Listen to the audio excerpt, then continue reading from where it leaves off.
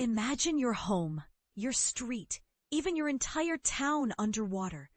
That was the very real threat facing communities along the East Coast and beyond recently, as a flurry of storms, some named, some unnamed, converged to create potentially devastating conditions. But here's where it gets controversial. While some point to these events as clear signs of a changing climate, others argue that they're simply part of the natural weather cycle. What do you think? Let's dive into the details to understand what happened and where. An unnamed coastal storm threatened to unleash widespread flooding along the East Coast, stretching from South Carolina all the way up to New Jersey. Making matters worse, New York City braced for powerful winds over the holiday weekend. This potent weather system, though not classified as tropical, was poised to deliver a serious punch. Simultaneously, the Atlantic Ocean was churning with activity. Tropical Storm Jerry, for example, unleashed torrential rainfall on the northern Leeward Islands. The impact was severe. In the French territory of Guadeloupe, rescue operations were underway, and tragically, one person was reported missing according to local officials. This highlights the very real and immediate danger these storms pose to vulnerable communities. But this is the part most people miss, the interconnectedness of these weather systems. What happens in one part of the ocean can have ripple effects far beyond. Across the continent, the eastern Pacific Ocean was also brewing with tropical activity. Tropical storm Priscilla threatened the Mexican coast with heavy rainfall, with forecasts predicting the storm's influence would extend into the U.S. Southwest. This prompted the issuance of flood watches for portions of Arizona, California, and Nevada, demonstrating the vast reach of these weather events. It's a stark reminder that even seemingly distant storms can have a direct impact on our lives. Back on the East Coast, the unnamed storm relentlessly pushed seawater into Charleston, South Carolina. The result? More than 24 roads were submerged, with floodwaters rising well above ankle deep before eventually receding. On Friday morning, the high tide reached a staggering 8.46 feet, 2.58 meters in Charleston Harbor. This was no ordinary tide. It ranked as the 13th highest in over a century of recorded data.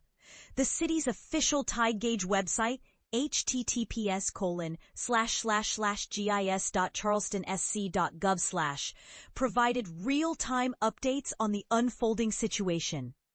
Adding to the coastal woes, the combination of persistent strong winds from the nor'easter and unusually high king tides, when the moon is closest to Earth, created a perfect storm of problems for the North Carolina Outer Banks. The National Park Service reported that a relentless series of storms, moving just offshore, had already claimed 10 houses and breached vital protective dunes in the preceding month. //www.nps.gov/learn/news/threatened oceanfront structures.htm. How much responsibility should homeowners bear for building in areas prone to weather damage? It is a controversial topic with no easy answers. Officials issued warnings that Highway NC-12, the lifeline for Hatteras and Ocracoke Islands, was likely to face repeated closures due to ocean overwash.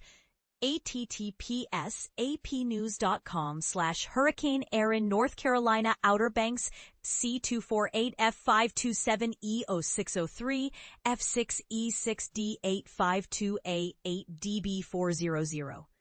https://apnews.com/Hurricane Erin North Carolina Outer Banks C248 F527E0603 F6E6D852A8 DB400. apnews.com/article Hurricane Erin North Carolina Outer Banks C248 F527E0603 F6E6D85C2A8 DB40. The vulnerable location of this highway makes it particularly susceptible to the forces of nature. The worst conditions were forecast to spread northward throughout the weekend and into the Columbus Day holiday, as the storm system tracked up from Florida. Forecasters specifically cautioned residents along the shores of Delaware and New Jersey to brace themselves for significant coastal flooding. Furthermore, a high wind watch was in effect for parts of New York City and Long Island, with forecasters warning of potential gusts reaching up to 60 miles per hour, 95 kilometers per hour on Sunday. These strong winds could cause power outages and other disruptions. Meanwhile, out in the Atlantic, Tropical Storm Jerry was gradually moving away from the northern Leeward Islands, but heavy rainfall persisted. In Guadeloupe, search and rescue teams continued their efforts to locate a missing person, and 8 individuals were successfully rescued from 2 boats, according to government reports. Pointe-à-Pitre is badly affected and is struggling to drain this water. Many places are flooded, stated Thierry Devimot, the island's government leader, in an interview with radio station Guadeloupe La Première. This quote underscores the severity of the flooding and the challenges faced by local authorities. Areas across Guadeloupe, Antigua and Barbuda, and the Dutch Caribbean territory of St. Martin experienced rainfall totals as high as 8 inches, 20 centimeters, leading to the closure of government offices and schools. At the time of the report, Jerry was situated approximately 840 miles, 1,350 kilometers south of Bermuda, moving northwest at 16 miles per hour, 26 kilometers, with maximum sustained winds of 50 miles per hour, 85 kilometers. Farther north in the Atlantic, subtropical storm Karen had formed, fortunately far from land. Karen's maximum sustained winds reached 45 miles per hour, 75 kilometers, and it was expected to maintain this strength before dissipating on Saturday. The U.S. National Weather Service notes that subtropical storms generally have a wider zone of strong winds extending farther from the storm center, while tropical storms tend to generate heavier rainfall. It is important to understand the difference so that people can take the right precautions. Over in the Pacific, tropical storms Priscilla and Raymond both posed threats of heavy rainfall along the Mexican coast. Priscilla was located about 195 miles, 315 kilometers west-northwest of Cabo San Lazaro, Mexico, moving north at 5 miles per hour, 7 kilometers per hour, with maximum sustained winds of around 45 miles per hour, 75 kilometers per hour.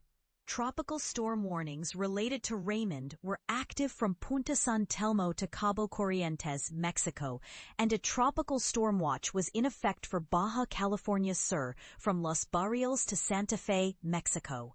Raymond was forecast to remain off the southwestern coast of Mexico through Friday before approaching Baja California Sur on Saturday and Sunday. At the time of the report, Raymond was approximately 60 miles, 100 kilometers southwest of Manzanillo, Mexico, with maximum sustained winds of 60 miles per hour, 95 kilometers per hour, and moving northwest at 15 miles per hour, 24 kilometers per hour, according to forecasters. This whirlwind of weather events serves as a powerful reminder of the forces of nature and the importance of preparedness. What steps do you take to prepare for severe weather in your area? Do you believe governments are doing enough to protect coastal communities? Share your thoughts in the comments below.